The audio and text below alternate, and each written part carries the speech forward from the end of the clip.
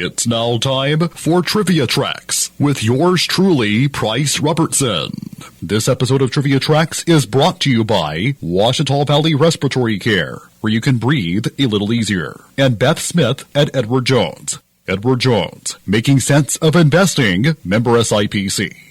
One of TV's most beloved game show hosts, Gene Rayburn, was at the helm of various editions of Match Game for over 2 decades. He was born Eugene Peter Jelyenik on December 22, 1917, in Christopher, Illinois. The son of Croatian immigrants, Gene lost his father as an infant. His mother moved to Chicago, where she met Milan Rubesa. After she married Rubesa on November 10, 1919, Gene took the name Eugene Rubesa. He had an elder brother, Alfred, who died when Gene was a child, and a younger half-brother, Milan Rubesa Jr. In high school, he was senior class president and acted in school plays. An aspiring actor and opera singer, he moved to New York City, but was unable to find stage work. Instead, he found a job as a page and tour guide at NBC Studios. Following service in World War II, Gene found work at radio station WNEW. He chose the surname Rayburn by randomly sticking his finger in the phone book. Rayburn's pairings with Jack LaScully and Dee Finch helped popularize the morning drive radio format. On Broadway, he took over the lead role in Bye Bye Birdie when Dick Van Dyke left to star in his own long-running sitcom. At one point in his stage career, Rayburn's stand-in was feature Match Game panelist Charles Nelson Riley. His first TV job was as an announcer for The Tonight Show under Steve Allen.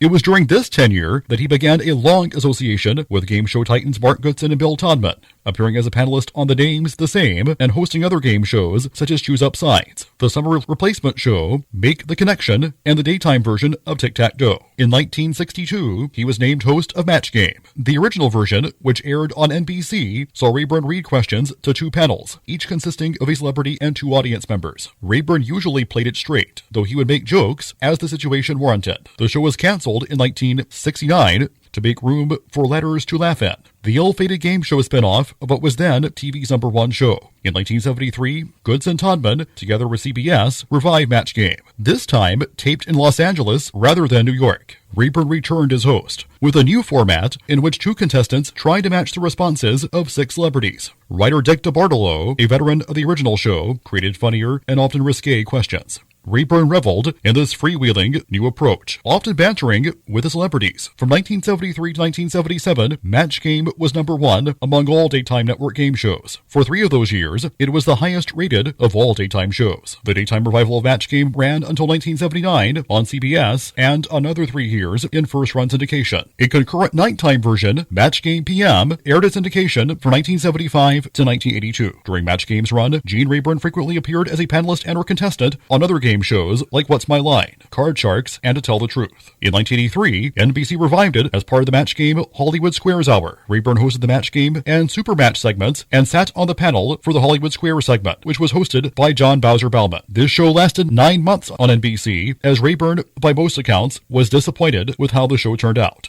His last game show hosting jobs were Break the Bank in 1985 and The Movie Masters for AMC in 1989. Just before production was to begin on a new Rayburn emceed Match Game revival in 1987, which finally got off the ground with a different host in 1990, it was discovered that Rayburn was 69 years old, much older than many believed. Rayburn had trouble finding jobs after that, but continued to make TV appearances in the coming years. In October 1999, Rayburn, by this time suffering from dementia, received a Lifetime Achievement Award from the Academy of Television Arts and Sciences. A month later, he died of congestive heart failure at his daughter's home in Gloucester, Massachusetts. He was 81 years old. His last TV appearance was on an episode of A&E's Biography, profiling the life of his longtime boss, Mark Goodson. The broadcast aired posthumously in June of 2000, a few months after Rayburn's death. Till next time, I'm Price Robertson. Amazed by today's trivia? Then join me every Monday through Friday morning for Trivia Tracks on Fox Sports Camden 97.1.